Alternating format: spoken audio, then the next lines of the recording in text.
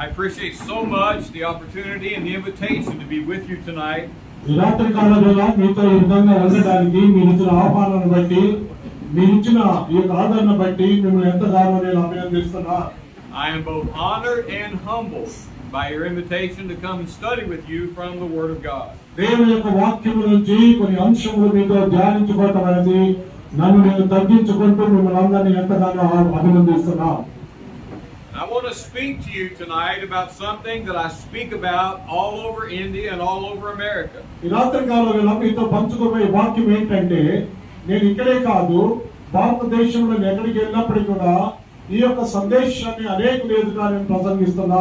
It's something that is very important, but yet something that I believe is often neglected. చూడండి, ఈ యొక్క చెప్పబోయే వాక్యం మనందరం కూడా ఎంతో ప్రాముఖ్యమైనది. అయితే కొన్ని సందర్భంలో దాన్ని మనం అశ్రద్ధ చేస్తున్నాం, నెగ్లెక్ట్ చేస్తున్నాం. It's a Bible theme that comes up over and over in the New Testament, but again I think it is misunderstood by many who profess to be followers of Jesus Christ. పరిశుద్ధ గ్రంథంలో చెప్పబడిన అంశములు ఏంటంటే ఈ యొక్క ప్రవర్తనల ద్వారా చెప్పిన మాటలు మరి పరిశుద్ధ గ్రంథం అంతట్లో కూడా చూసినట్లయితే అట్టి విషయాలు మనం అర్థం చేసుకోలేక అనేక సార్లు మనము వాటిని తప్పుగా ఆలోచిస్తున్నాం. Now I feel certain that I'm going to challenge your thinking tonight. మీ యొక్క ఆలోచన దృక్పథానికి నేను ఒక పదును పెట్టి ఒక సవాలుగా విసరాలనుకుంటున్నాను. I feel certain I'm going to challenge what you believe and what you have understood and practiced. అయితే ఖచ్చితంగా నేను చెప్పగలను ఏంటంటే దేవుని యొక్క వాక్యమును మీరు ఏమర్థం చేసుకున్నారు, ఏది అనుకరిస్తున్నారు అన్న విషయాన్ని నేను ఈరోజు ఒక సవాలుగా మీ ముందు ఉంచదలుచుకుంటున్నాను. But actually the challenge will come from God's word, not from me, because I'm not going to be talking about my opinions or my thoughts. ఈ యొక్క ఛాలెంజ్ గాని ఈ యొక్క అంశముల గురించి సహోదరుడి యొక్క తలంపులు కాదు, కానీ పరిశుద్ధ లేఖన భాగము నుంచి నేను మీకు చూపిస్తాను. Now I need you to understand something that's very important. దయచేసి చెప్పబోయే వాక్యాన్ని మీరు అర్థం చేసుకోండి, మన జీవితాలకు అది ఎంతగానో ఉపయోగపడుతుందండి. In Ephesians 4:15, Paul spoke about speaking the truth in love. ఎఫెసీ 4:15లో చూసినట్లయితే సత్యమును గురించిన ఆ యొక్క వార్తలు లేదా అంశమును మనం ప్రేమపూర్వకంగా పంచవలసిన వారమైంటున్నాం. That is my goal every time I speak the word of God. నేను ఎక్కడికి వెళ్ళినప్పుడు ఎప్పుడైతే దేవుని యొక్క వాక్యముల గురించి మాట్లాడుతున్నానో ఈ అంశముల గురించి వక్కాణిస్తాను. To speak the truth in love. సత్యమును ఎలా చెప్పాలండి? ప్రేమపూర్వకంగా. I am obligated by God to speak the truth of God's word. ఎందుకంటే దేవుడు నాకు ఆ బాధ్యత పని అప్పచెప్పాడు కాబట్టి నేను సత్యమునే బోధించవలసిన వాడినైనాను. Peter would say in 1 Peter 4:11, if any man speak, let him speak as the oracles of God. మొదటి పేతురు 4:11 చూసినట్లయితే ఎవరైనా ఒకవేళ ఏదైనా బోధించగలరా దైవోక్తులను మాత్రమే బోధించవలను.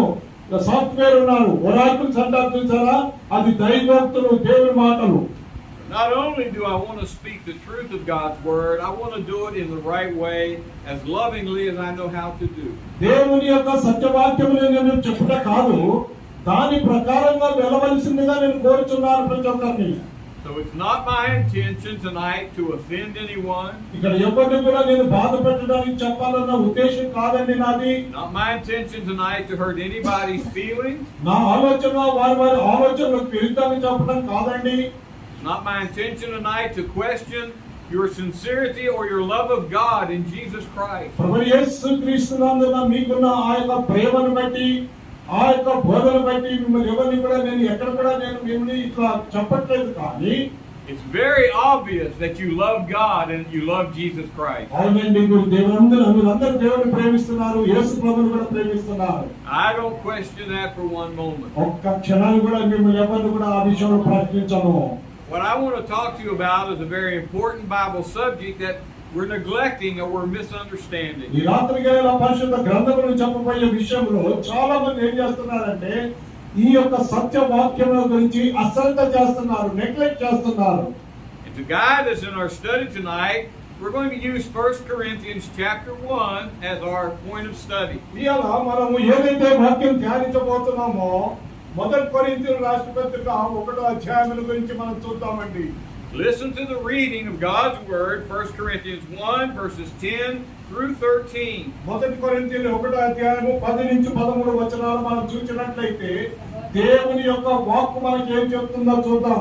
సహోదరులారా, మీరందరూ ఏకభావముతో మాట్లాడవలననియు మీలో కక్షలు లేక ఏక మనసుతోను ఏక తాత్పర్యముతోను మీరు సన్నద్ధమై ఉండవలనని మన ప్రభువైన యేసుక్రీస్తు పేరున మిమ్మల్ని వేడుకొనుచున్నాను. నా సహోదరులారా, మీలో కలహములు కలవని మిమ్మల్ని గురించి క్రొయ్యింటి వారి వల్ల నాకు తెలియవచ్చును.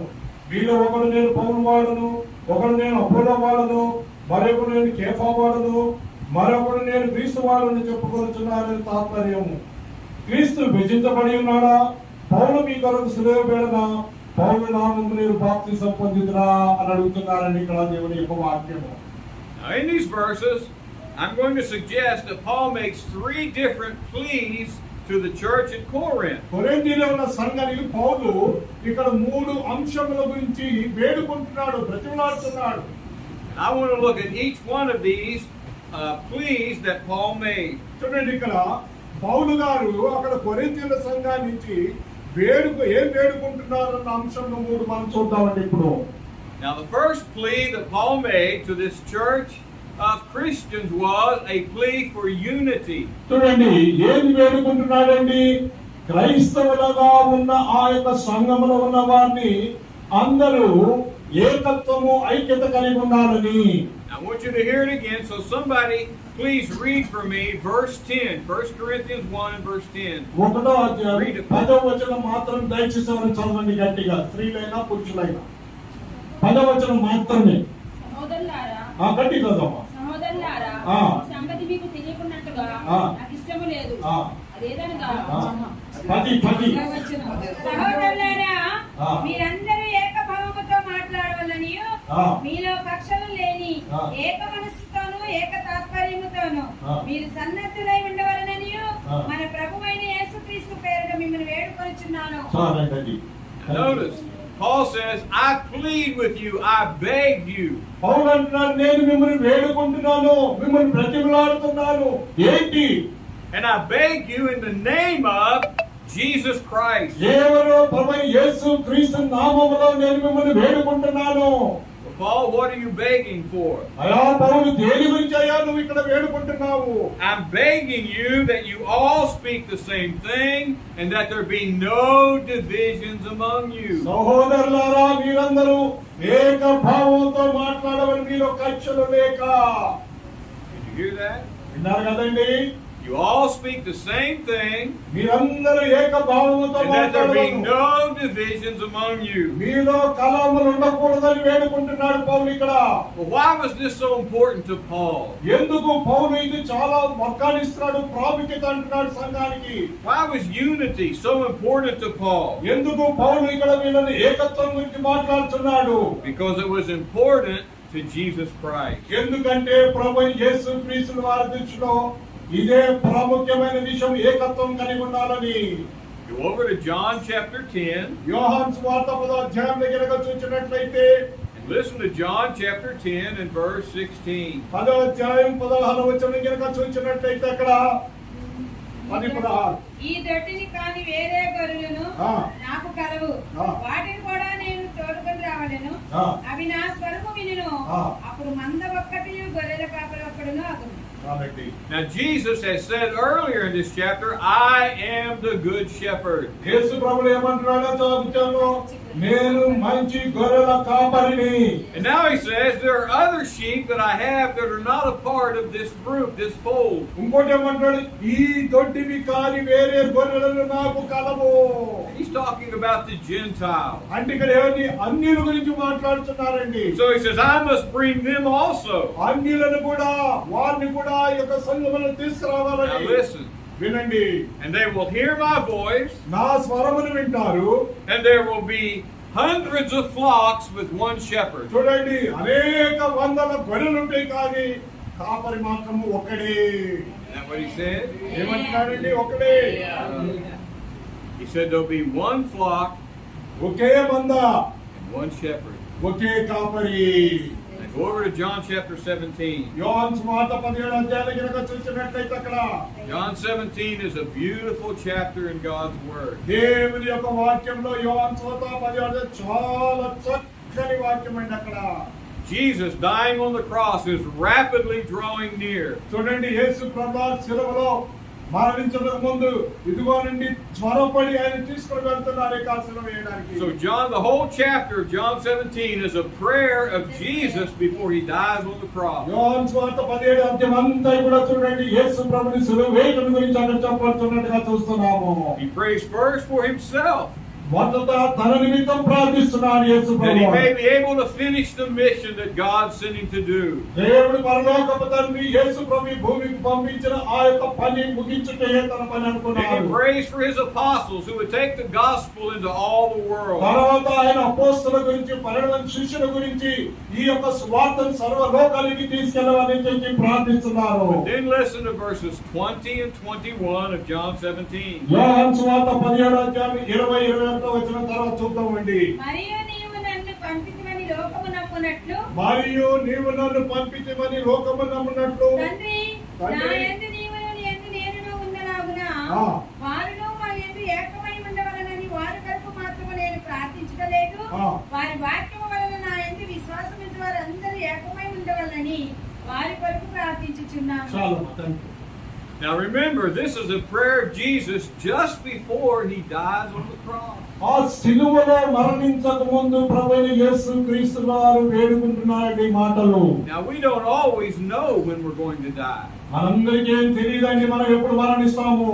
But if we know that we are very ill and that soon we will die, our last words, our last thoughts are normally very important ones. మామూలుగా మానవులుగా మనము చాలా బలహీనంగా ఉన్నటువంటి రోగముతో ఆ చివరిలో ఏం చేస్తాము, మన బిడ్డలకో ఎవరికో భార్యకో ఆ చివరి మాటలు చెప్తుంటారు చనిపోయే వ్యక్తి ముందు.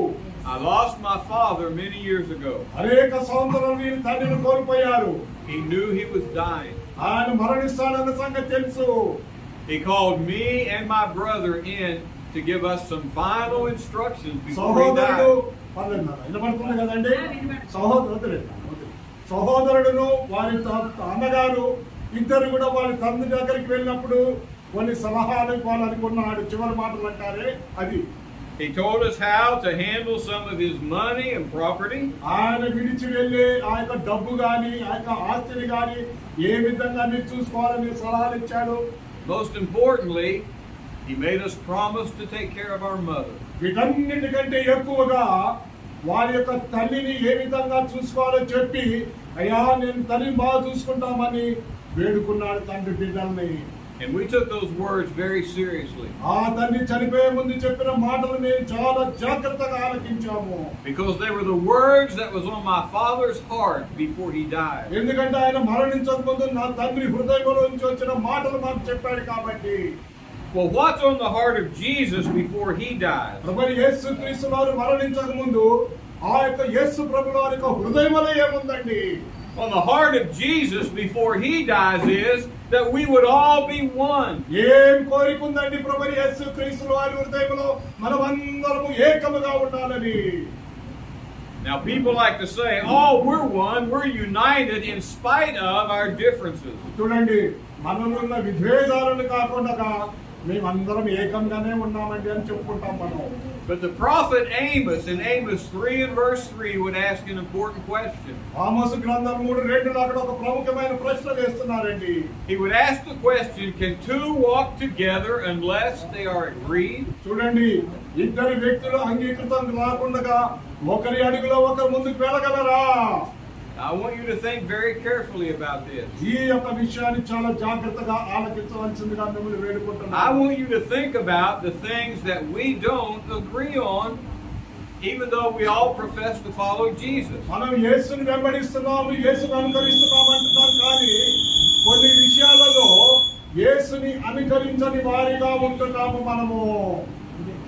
Do you know what is the most important question you will ever ask in this life? మన జీవితంలో చాలా ప్రాముఖ్యమైన ప్రశ్న మనం వేసుకోవాల్సింది ఏంటో తెలుసా? The most important question anyone will ever ask is, What must I do to be saved? చాలా ప్రాముఖ్యమైన ప్రశ్న మనందరం వేసుకోవాల్సిన ప్రశ్న ఏంటి? రక్షింపబడాలంటే నేను ఏమి చేయాలన్న ప్రశ్న. There is no more important question. ఈ యొక్క భూమి మీద దానికి మించిన ప్రశ్న ఏది లేదండి. Now again, please, I am not trying to be unkind. దయచేసి నన్ను అర్థం చేసుకోండి. మీ ఎడల నేను కఠినంగా మాట్లాడలేదు అంటున్నారు But I need to speak plainly so you understand what I'm trying to say. ఇదంతా విఫలంగా మీకు బోధించాలనుకుంటున్నాను. నేను చెప్పబోయే బోధ మీకు అర్థం కావాలనే ఉద్దేశంతో వేడుకుంటున్నాను. If you ask that question to a Baptist, you'll get one answer. ఒకవేళ బాప్టిస్ట్ సంఘానికి వెళ్ళి ఇదే రక్షించబడ్డాక నేను ఏం చేయాలని అడిగింది అనుకోండి. You ask that question to a Methodist, you'll get a different answer. అక్కడ తర్వాత మెథడిస్ట్ సంఘానికి వెళ్ళి రక్షింపబడాలంటే ఏం చేయాలని అడిగాను అనుకోండి, అక్కడ వేరొక జవాబు వస్తుంది. You ask it to a Catholic, you'll get a different answer. Catholic సంఘానికి వెళ్ళి ఇదే రక్షించబడాలంటే ఏం చేయాలంటే అక్కడ వేరొక జవాబు You వస్తుంది. ask it to a Pentecostal, you'll get a different answer. Pentecost సంఘానికి వెళ్ళి అడిగితే ఇదే ప్రశ్న రక్షించబడాలంటే వేరొక జవాబు వస్తుంది. You ask me, I'm going to give you a different answer from all of those. ఒకవేళ నన్ను అడిగితే వీటన్నిటికీ వేరుగా జవాబు ఇస్తాను. ప్రశ్నించదు. The most important question you will ever ask, and you get different answers. చూడండి, ఒక ప్రాముఖ్యమైన ప్రశ్న ఏంటంటే వీటన్నిటికీ వేరే విధంగా జవాబులు వస్తున్నట్టుగా చూస్తున్నాము.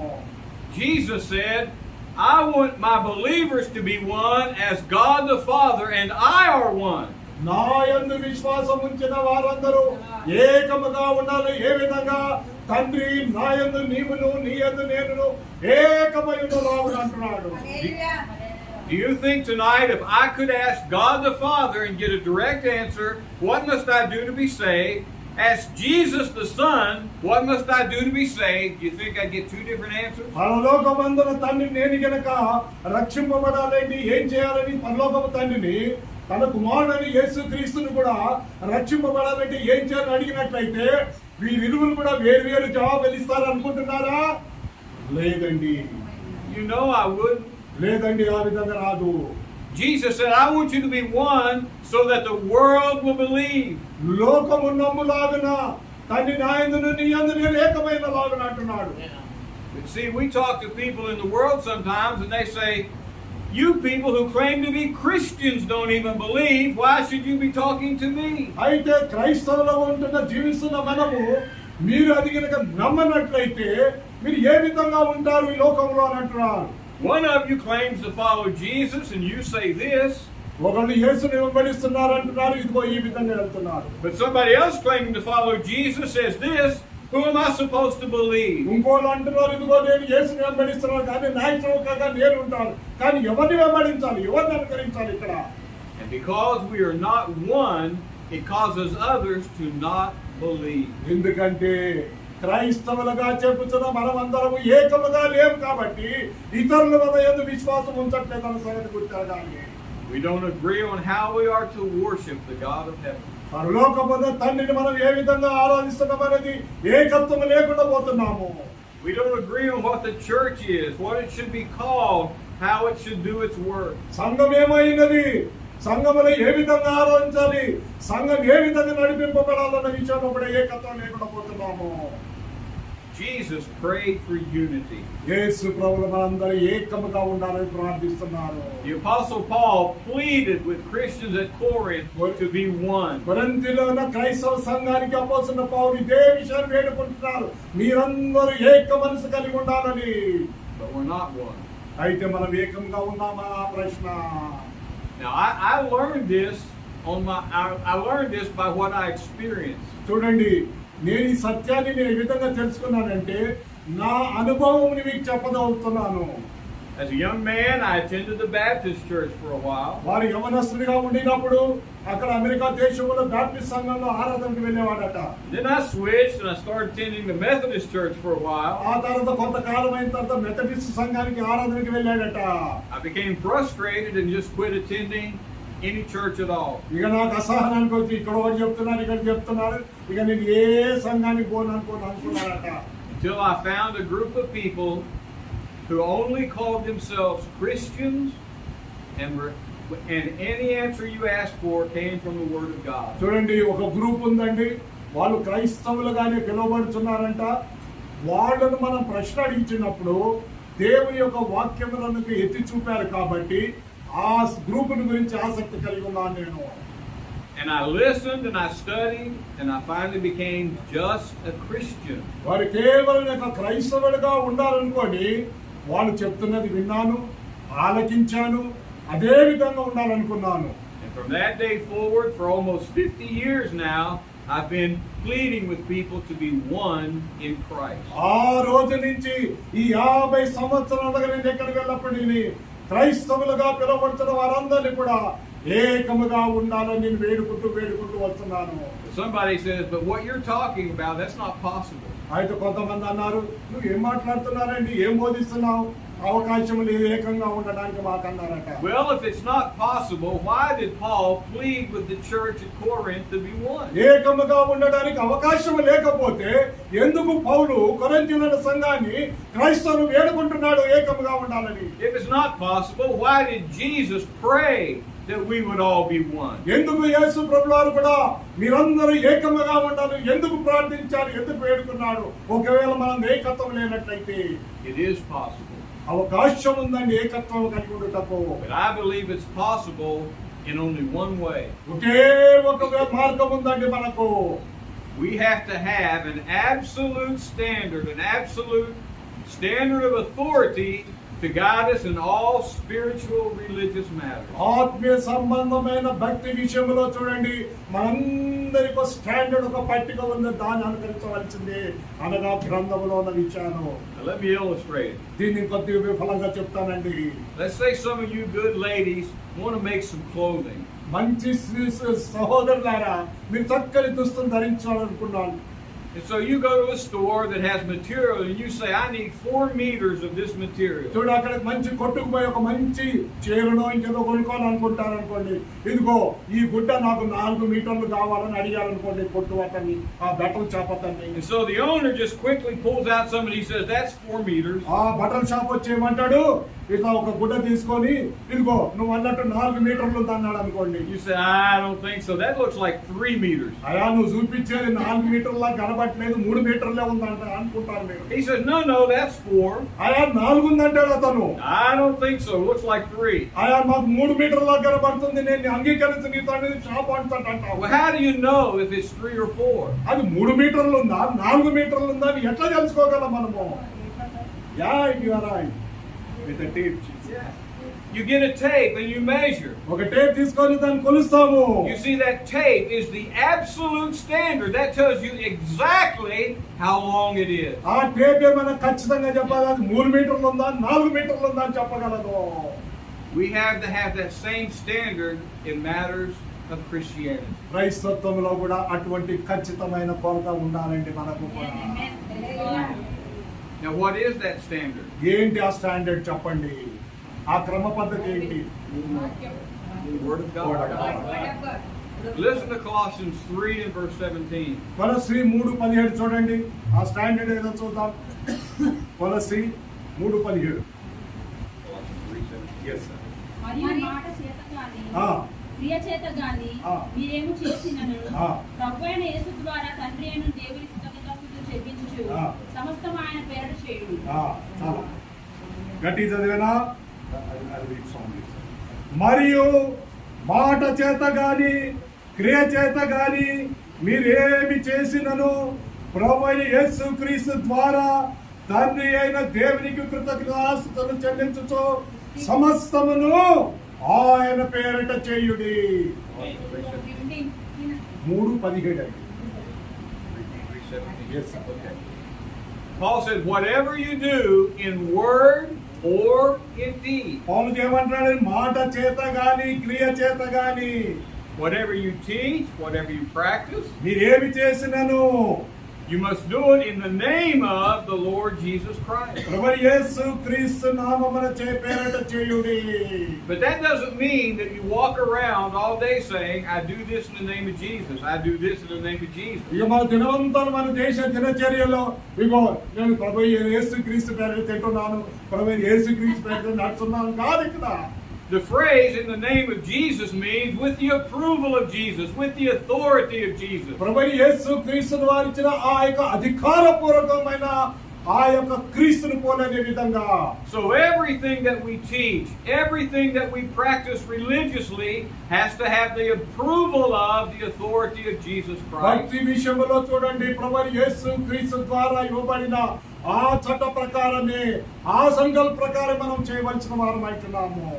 Can anybody tell me what is the longest chapter in the Bible? పరిశుద్ధ గ్రంథంలో చాలా ఎక్కువ వచనాలు.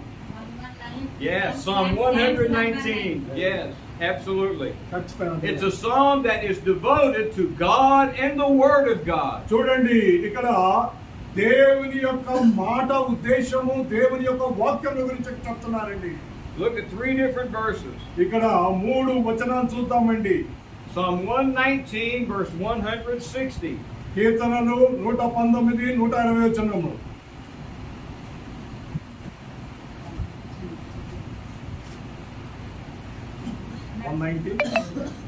Yeah, 19. యెహోవా 119 కీర్తనలు 160 వచనం. అధికారులు 119 ఈ అధ్యాయము. వాక్యము సారాంశము సత్యము. ఈ వాక్య సారాంశము సత్యము. నీవు నియమించిన న్యాయ విధులన్నీ నిత్యము నిలుచును. చాలండి. Notice he says the entirety of your word is truth. All of God's word. దేవుని యొక్క వాక్యమంతా, వాక్య సారాంశమంతయు సత్యము. Look at verse 128. 128 చూడండి, అందులోనే 128 వచనం. 8 నీ ఉపదేశములన్నీయో చదవడమ్మా. యెహోవా నా నోటి కాదు, నీ ఉపదేశం 128. యథార్థములని నేను వాటిని మన్నించుచున్నాను. The psalmist says, all of your precepts, all of your teaching, I know to be right. నీ ఉపదేశములని, నీ బోధలన్నీ యథార్థములని నమ్ముచున్నాను. So anytime you find what the Bible teaches on any subject, you have the truth on that subject. ఏ అంశముల గురించి అయినా Bible ఏం బోధిస్తుందో మనం లేఖనములో చూచినట్టయితే అదే సత్యం అండి. Look at verse 89. 89 వచనం అదే అధ్యాయంలోనండి. కపటపు నడత నాకు దూరం. 89 వచనం. యెహోవా నీ వాక్యం ఆకాశమందు నిత్యము నిలకడగానున్నది. The psalmist said, forever, O Lord, your word is settled in heaven. కీర్తనకారుడు అంటున్నాడు, ఏమంటున్నాడు? నీ వాక్యం ఆకాశమందు నిత్యము నిలకడగా. That simply means when God speaks, that's the end of the matter. That settles the matter. ఎప్పుడైతే దేవుడి విషయాల గురించి మాట్లాడుతున్నాడో ఇక అంతేనండి, ఇంకా దానికి బదులు లేదు, ముందు లేదు, చివరి లేదు. Whatever the word of God says, that should settle the matter for us. దేవుని యొక్క వాక్యం ఏం చెప్తుందో మనకు, మనం ఆలోచించే దానికి ఆ వాక్యానుసారమే. And so if we're going to be one, we have to all agree that we're going to do only those things that we find in the Word of God. ఎప్పుడైతే మనం ఐక్యతగా ఉన్నామని అన్నప్పుడు ఆ ఐక్యత గురించి దేవుని యొక్క వాక్యం ఏం చెప్తుందో మనం చూడగలమండి. We're going to teach only those things that we find in the Word of God. దేవుని యొక్క వాక్యములు ఉన్నదే మనం బోధించగలమండి. We're going to practice only those things that we find in the Word of God. పరిశుద్ధ గ్రంథములో దేవుని యొక్క వాక్యం ఏం చెప్తుందో దాని గురించే మనం అనుకరించవలసిన వారమైతున్నామండి. We're going to teach God's plan of salvation. దేవుని రక్షణ ప్రణాళికను దేవుని యొక్క వాక్యములో ఉన్నదంటే అనుకరించాలి. We're going to teach God's plan for worship. దేవుని యొక్క ప్రణాళిక ఆరాధన విషయంలో ఏముందో అదే మనం చేయవలసిన వారమైతున్నాము. We're going to teach what Jesus said the church is. ఆ సంఘము గురించి ప్రభువు యేసుక్రీస్తు వారు ఏమి చెప్పారో, ఏం బోధించారో అదే మనం చేయవలసిన వారమైతున్నాము. And the Word of God will settle any religious differences between us. And if we all agree to follow the Bible, then we can be one. ఎప్పుడైతే బైబిల్ని అనుకరిస్తున్నామంటున్నా, పరిశుద్ధ లేఖన భాగములో ఏం బోధిస్తుందో, దేవుని యొక్క సంకల్పం ఏమిటో మనం తెలుసుకొని అదంతా దాని ప్రకారంగా మనం వెళ్ళవలసిన వారమైతున్నాము, చేయవలసిన వారమైతున్నాము. Let's go back to 1 Corinthians 1 and notice the second plea. చూడండి, 1 కొరింథీయులు మళ్ళీ ఇచ్చినట్టే రెండవ విన్నపం ఏం చూసినట్టయితే మొదటి అధ్యాయంలో Verse 11 and 12. 11, 12 వచనాలు చూసినట్లయితే, నా సహోదరులారా, మీలో కలవని మిమ్మల్ని గూర్చి క్లోయ ఇంటి వారి వల్ల నాకు తెలియవచ్చును. మీలో ఒకడు నేను పౌలు వాడను. First Corinthians 11 and 12. నేను పౌలు వాడను, ఒకడు నేను అపోలో వాడను, మరి ఒకడు నేను కేఫా వాడను, ఇంకొకడు నేను క్రీస్తు వాడనని చెప్పుకొనుచున్నారని నా తాత్పర్యము. The second plea Paul made to the church at Corinth was, I want you to wear the name of Christ. రెండవ విన్నపం ఏంటండి? అక్కడ పౌలు విన్నవిస్తున్నాడు కొరింథీయుల సంఘంలో, ప్రభువైన యేసు క్రీస్తు నామములో మనం ఉండాలి. Because they were starting to wear human names. అంతకుముందు ఏంటంటే మనుషుల యొక్క నామములు పెట్టుకొని పిలువబడ్డారు. One was saying, I'm of Paul. ఏమన్నారు? మేము కొందరు పౌలు వాడమని చెప్తున్నారు అక్కడే సంఘములో. Another one, I'm of Apollos. మరి నేను అపోలో వాడని కొందరు చెప్తున్నారు సంఘంలో ఉన్న వాళ్ళే. Others, I'm of Peter. కొంతమంది నేను పేతురు వాడని చెప్తున్నారు. Some, I'm of Christ. నేను క్రీస్తు వాడని కొందరు అంటున్నారు. But those names divided them. చూడండి, ఆ పేర్లు ఏమైందంటే ఆ పేర్లు పోలన్న వాళ్ళు విడిపోయారు. పౌలని, పేతురని ఇట్లా ఈ విధంగా విడిపోయారు. And so Paul says, is Christ divided? అప్పుడు పౌలు ప్రశ్నిస్తున్నాడు, క్రీస్తు విభజించబడి ఉన్నాడా? Did Paul die for you? పౌలు మీ నామమును మరణించనా? Were you baptized into the name of Paul? పౌలు నామమును మీరు బాప్తిసం పొందితిరా? And why are you wearing my name? ఎందుకు నా పేరు పెట్టుకొని పిలువబడుతున్నారు మీరని పౌలు వేడుకుంటున్నాడు అక్కడ. Now, brethren, these were good men. సోదరులారా, ఈ పౌలు, అపోలో వీళ్ళందరూ మంచోళ్ళే. The Apostle Paul and Peter, men full of the Holy Spirit, the apostles of Jesus Christ. అపోస్తలులు పౌలు, పేతురు వీళ్ళ ప్రభువైన యేసుక్రీస్తు శిష్యులే. వారు పరిశుద్ధాత్మ శక్తిని పొందిన వారే. Apollos, a man described in Acts 18 as mighty and eloquent in the Scripture. అపోస్తలుల 18వ అధ్యాయంలో చూసినట్లయితే ఈయన చాలా గొప్ప వ్యక్తిగా గుర్తింపు పొందినట్టుగా చూస్తున్నాము. Paul said, don't be wearing human names. అందుకని పౌలు అంటున్నాడు, మీరు మనుషుల నామంతో పిలువబడకూడదు. Because human names divide us. మనుషుల యొక్క పేర్ల ప్రకారంగా పిలువబడినట్లయితే, గుర్తించబడినట్లయితే మనం విడిపోయిన వారం అవుతాం. పౌలు వలె, అపోలో వలె, వలె. But somebody says, names aren't important. That's not important. కొంతమంది అంటే అండి పేర్లే ఏముందిలే అని అంటారు. But you really know that's not true. నిజంగా మనం తెలుసుకుంటే పేర్లోనే ఉందండి అంతా. Let me ask you this. ఒకటి ప్రశ్న మిమ్మల్ని అడుగుతానండి. If God blessed you with a baby boy, దేవుడు మిమ్మల్ని ఒక బిడ్డను గర్భఫలాన్ని ఇచ్చి ఆశీర్వదించాడు అనుకోండి, would you name that boy Judas? ఆ అబ్బాయి పేరు జూదస్ అని పెడతారా? జూదస్ అని ఇస్కరియోతు యూదా అని పెడతారా పేరు ఎవరైనా? God blessed you with a beautiful little baby girl. మంచి చిన్న బిడ్డనిచ్చాడు, ఒక చిన్న ఆడపిల్లని ఇచ్చాడు. Would you name that little girl Jezebel? No. Why not? ఎందుకు పేర్లు ఏముంది? If there's nothing in a name, పేర్లు లేకపోతే ఎందుకు పెట్టుకోరు ఆ పేర్లు? because we know better. ఎందుకంటే మనకు తెలుసు ఏ పేరు మంచిదో. Brethren, human names divide. సహోదరులారా, మనుషుల యొక్క పేరు పెట్టుకుంటే మనం Now విభజించాలి. again, I want to illustrate this దీని గురించి విఫలంగా మీకు చెప్తాను. because I want you to దయచేసి understand what I'm trying to say. నేను ఏమి చెప్పదలుసాను అనుకుంటాను. దయచేసి నా మాటలు I'm ఆలకించండి. not making fun. ఏదో సరదాగా చెప్పట్లేదండి మాటలు. I'm not trying to offend. ఎవరిని మిమ్మల్ని బాధ పెట్టడానికి కాదండి. Let me illustrate it. ఇది కొద్దిగా విఫలంగా చెప్తాను చూడండి. I don't know you, ఆ సిస్టర్ గురించి సహోదరుడు తెలియదు. but let me illustrate with you. అయితే నీ గురించి ఇట్లా ఒక మాట ఉదాహరణగా చెప్తానమ్మా. Let's say we're good friends మనం ఇద్దరం మంచి ఫ్రెండ్స్ అనుకో. and you're a Methodist. నువ్వు మెథడిస్ట్ అనుకో, సంఘానికి చెందిన. So I want you to meet another good friend of mine, MJ. M J నాకు మంచి స్నేహితుడు, నేను కలవాలనుకుంటున్నాను, ఇంట్రొడ్యూస్ చేయాలనుకుంటున్నాను. And I say, I want you to meet my good friend here. She's a Baptist. ఇదిగో నా మంచి స్నేహితురాలు ఇక్కడ ఉంది, ఇదిగో కలుస్తాను, ఆమె బ్యాప్టిస్ట్ చెందిన ఆమె. What do you say? నువ్వేమంటావు అప్పుడు? No, I'm not a Baptist, I'm a Methodist. అప్పుడు అంటే నేను బ్యాప్టిస్ట్ కాదు, నేను మెథడిస్ట్ అన్నాను అనుకో. No, it won't join. It won't be meaningful to say. If there's no, you see, the name, when I say I'm a Methodist, that means I'm not a Baptist. అంటే Methodist చెందినవాడు అని చెప్తున్నప్పుడు ఏంటి అర్థము? నేను ఇక Baptist చెందినవాడిని కాదన్నట్టు. If I say I'm a Catholic, that means I'm not a Presbyterian. నేను Catholic సంఘం చెందినవాడు అయితే నేను ప్రెస్బిటేరియన్ చెందినవాడని కాదని చెప్పటమే. And the very names say we're different. We're not united. అందుకే ఈ నానా విధములైన మనుషుల పేర్లు పెట్టుకోవడం వల్ల మనం ఇక విడిపోతున్నాము. But what if I introduce her and say, MJ, this is my good friend. She's a Christian. చూడండి, ఇదిగో నా మంచి స్నేహితురాలు, ఈమె కేవలం ఒక క్రైస్తవురాలు మాత్రమే ఇంట్రడ్యూస్ చేస్తే ఎంత బాగుంటుంది. Why? ఎందుకు? Because that's a name that God Himself gave to His people. అది దేవుడు తన ప్రజలకు ఇచ్చిన పేరు, క్రైస్తవులు అనేది.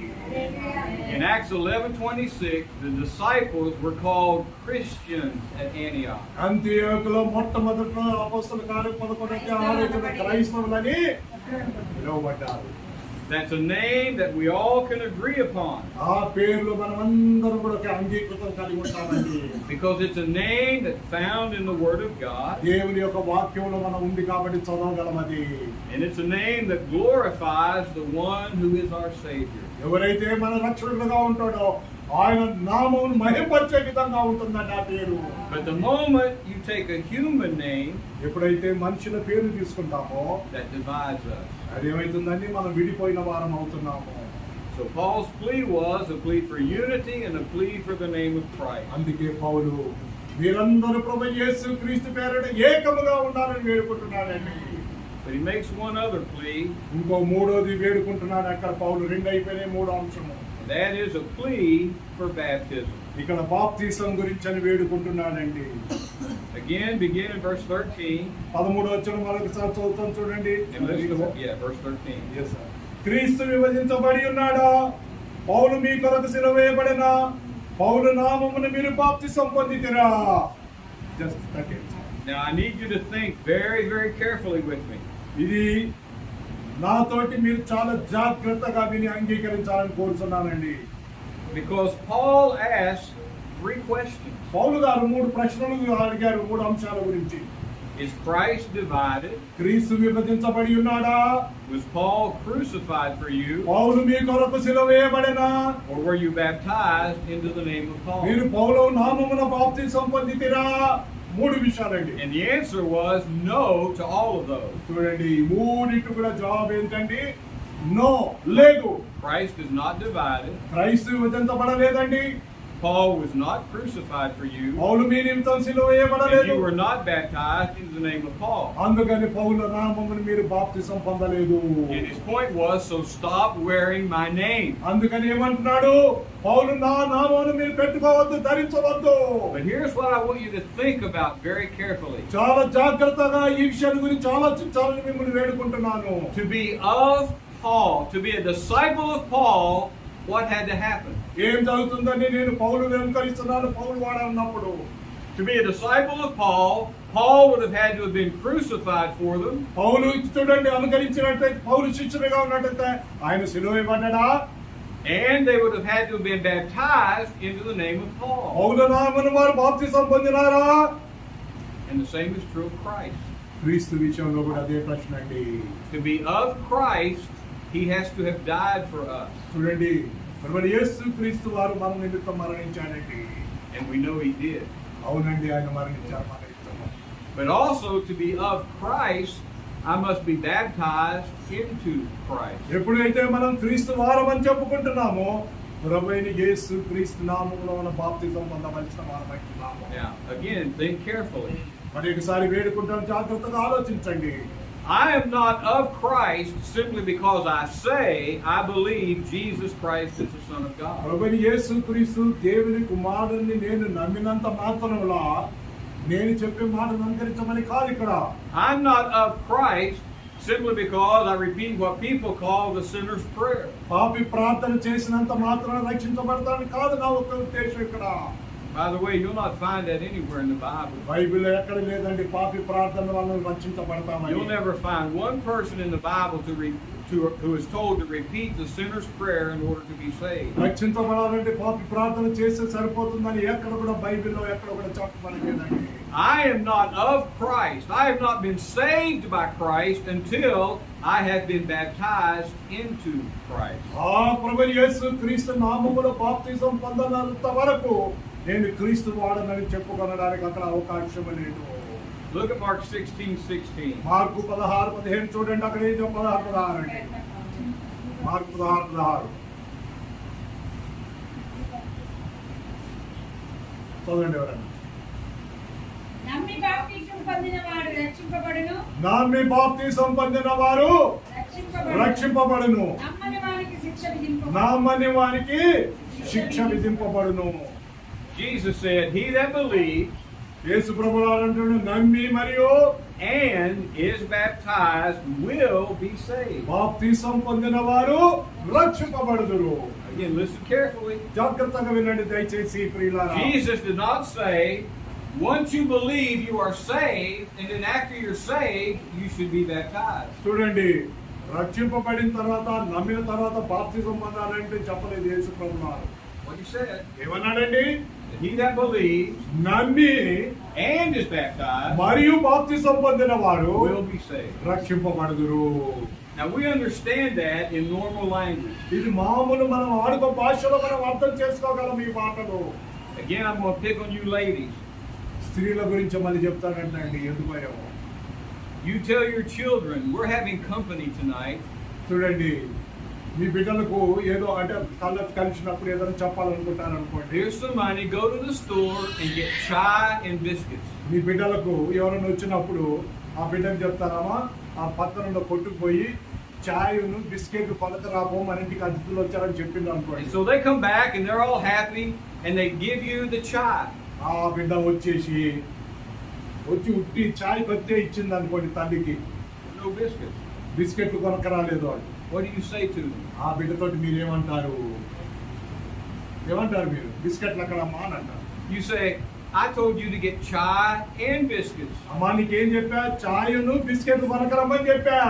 We understand that. అది మనకు అర్థమవుతుందండి. What did Jesus say? యేసు ప్రభువు He ఏమంటున్నారు? that believes నమ్మి and is baptized, మరియు బాప్తిసం పొందిన వారు then will be saved. తర్వాత రక్షింపబడుదురు. There is no salvation before we're baptized into Christ. బాప్తిసం పొందకుండా క్రీస్తులోనికి బాప్తిసం పొందకుండా మనం రక్షింపబడలేమండి. But again tonight, most groups claiming to follow Jesus teach salvation by faith only. చూడండి, చాలా మంది విశ్వాసం ఉంటే చాలు రక్షింపబడతామని చెప్పి చాలా గ్రూపులు వారు బోధిస్తున్నారండి. And while faith is absolutely essential, అవునండి, విశ్వాసం అనేది మన అందరికి అవసరమే. nowhere in the Bible does it say we're saved by faith only. కేవలం విశ్వాసం వల్ల మనం రక్షించబడతామని బైబిల్ ఎక్కడ కూడా చెప్పబడలేదు. It says we're saved by faith, మరి విశ్వాసం ద్వారానే, not by faith only. కేవలం విశ్వాసం వల్ల రక్షించబడతామని ఎక్కడ కూడా చెప్పలేదు. The Bible also says we're saved by grace, ఆయన కృపను బట్టి, we're saved by confession, మనం నోటితో ఒప్పుకోలను బట్టి రక్షించబడతాము. we're saved by Jesus, ప్రభువు యేసు క్రీస్తు ద్వారా, we're saved by God. దేవుని ద్వారా. Peter said in 1 Peter 3:21, baptism saves us. ఇప్పుడు బాప్తిసం రక్షిస్తుందని 1 పేతురు 3:21 వచ్చినట్లయితే, But none of those alone. చూడండి, అవన్నీ ఒకటిగా కాదు. I won't take time tonight because I've taken a lot of time. చాలా సమయం తీసుకున్నానంటే ఇంకెక్కువ సమయం తీసుకొని మీతో. But Jesus said there are things we must do in order to be saved. యేసు ప్రభువు ఏమన్నారని చూడాలి. రక్షించబడాలంటే ఒకళ్ళు ఏం చేయాలి? I won't take time to read the verses, but I want you to write them down. దయచేసి ఈ నేను చెప్పబోయే వచనాలు మీరు రాసుకోండి ఒకవేళ ఆసక్తి కలిగిన వాళ్ళు. John 8:24, Jesus said, except you believe that I am He, you will die in your sins. యోహాను 8:24 మీరు నా యందు విశ్వాసం ఉంటే మీరు పాపములో ఉంటే మీరు నశించుదురు అంటున్నారు. You cannot be saved if you do not believe in Jesus Christ. ఒకవేళ యేసు క్రీస్తునందు విశ్వాసం ఉంచినట్లయితే నువ్వు రక్షింపబడలేవన్న సంగతి నువ్వు తెలగాలి. But He didn't stop there. అక్కడికి ఆగిపోలేదండి. Jesus said in Luke 13:3, if you do not repent, you will perish. నువ్వు మారు మనసు పొందనట్లయితే నువ్వు ఆ విధంగా నశించిపోతావు అంటాడు లూకాసు వార్త 11వ అధ్యాయంలో. He said in Matthew 10:32 and 33, మత్తయి 10:32-33 గనుక చూచినట్లయితే, you confess me before men, I'll confess you before my Father. మనుషుల ఎదుట ఎవరైతే ఒప్పుకొందరో నన్ను నా పరలోకమందు నా తండ్రితో వారిని నేను ఒప్పుకుంటాను. But if you deny me before men, I'll deny you before my Father. మనుషుల ఎదుట ఎవరైతే నన్ను ఒప్పుకొనరో పరలోకమందు నా తండ్రితో నేను వారిని.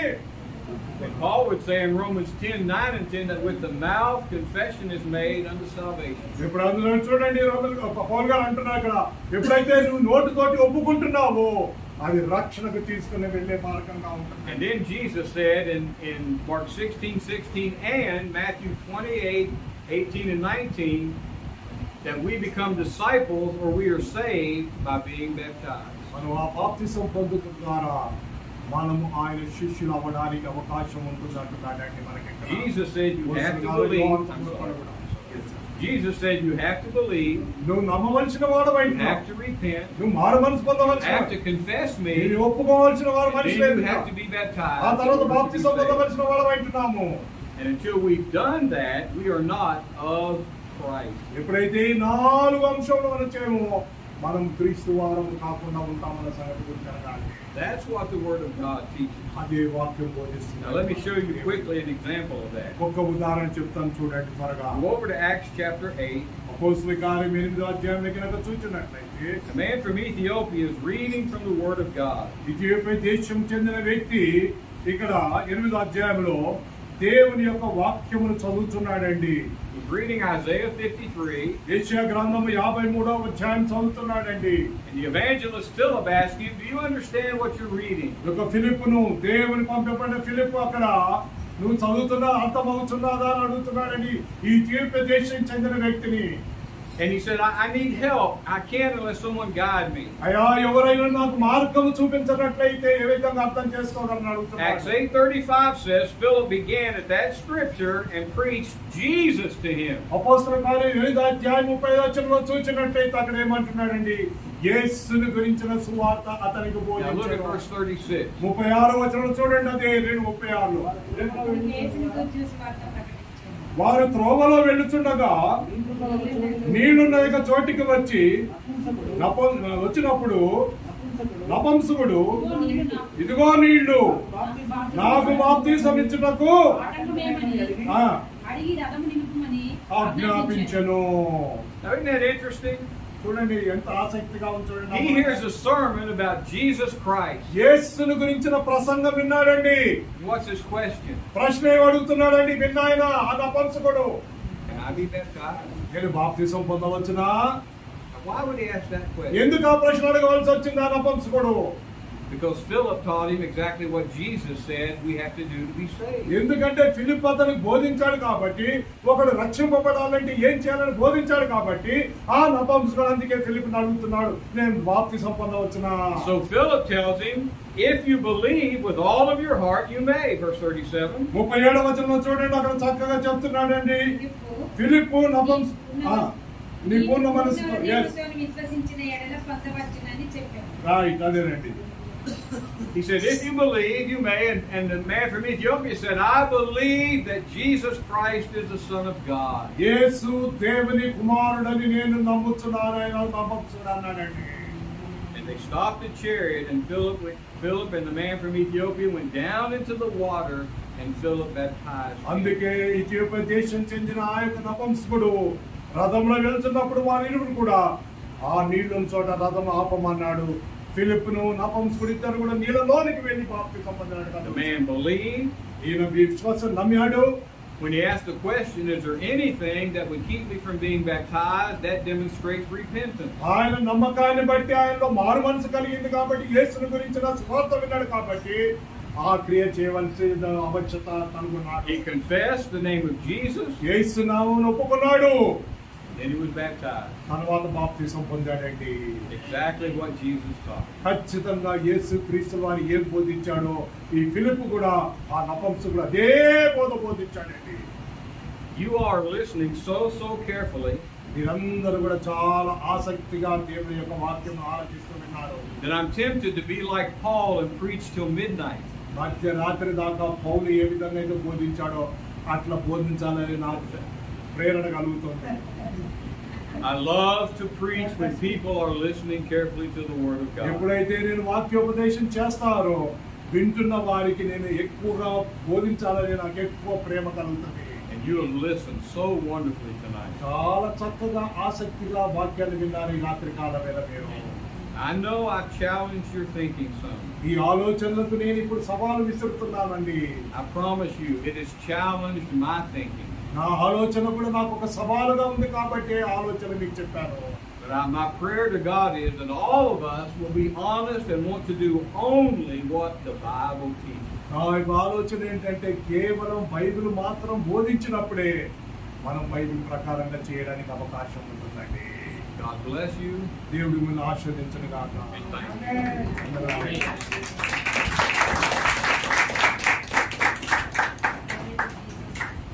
అందరికీ బాగా ఇష్టమైనట్టు చప్పట్లు గట్టి కొట్టారు. ఇష్టం కాకపోతే కొట్టరు అంత గట్టిగా, అంతే కదండి. చాలా సంతోషం అమ్మా. బాగా అర్థమైందండి. తెలుగు అర్థమైందా, ఇంగ్లీష్ అర్థమైందా? జనం కూడా ఇదే వాక్యం కాబట్టి అందరికీ అర్థమవుతుంది. థ్యాంక్ యూ మంచిగా చెప్పానండి. విఫలంగా చెప్పానా? Thank you very much. మరి విఫలంగా విన్నాము, విఫలంగా చెప్పాడు. మరి మనము క్రీస్తు బోధ యందు ఉందామా, మనుషులు కల్పించిన పద్ధతుల ప్రకారం ఉందామా?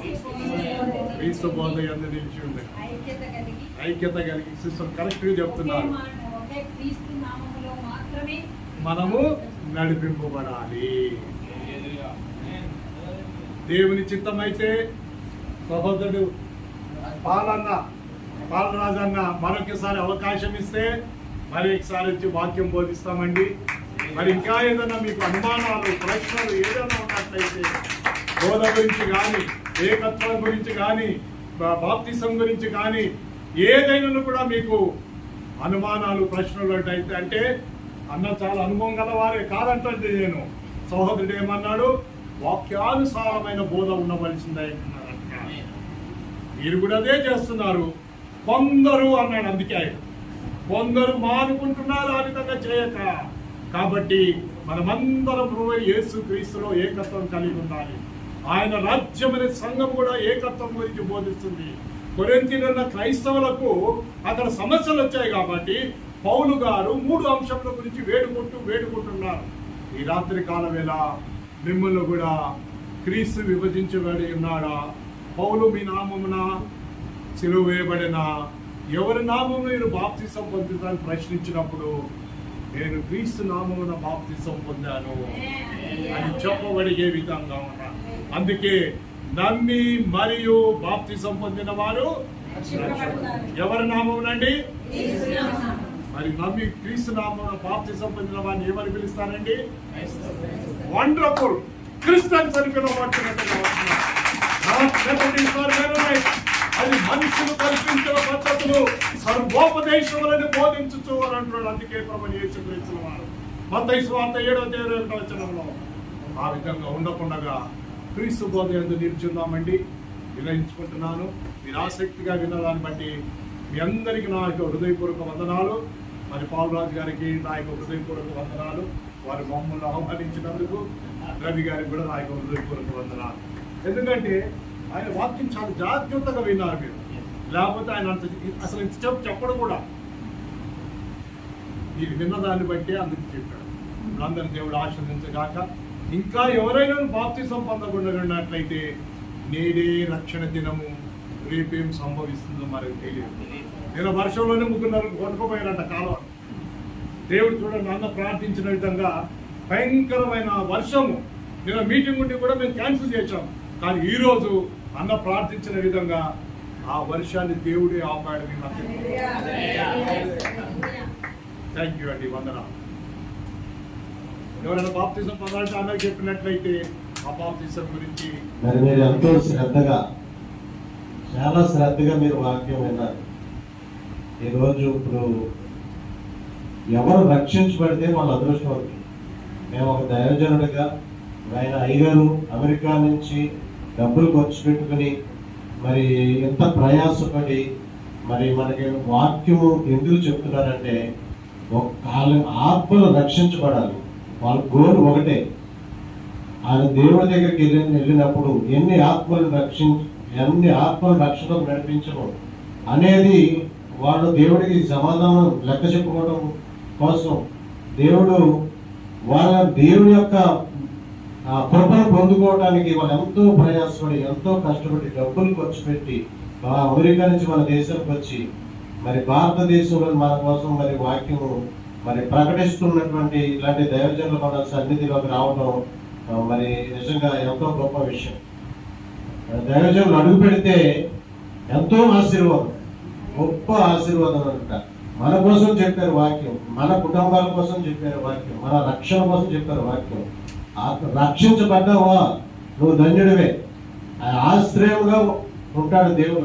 ఎవరైతే రక్షకుడు, ఒక మాట ఉన్నది ఎబ్రీ పత్రికలో, రక్షణను స్వాస్థ్యము పొందబో వారికి పరిచారం చేయడానికి దేవదూతలను ఆయన సృష్టించాడట దేవుడు.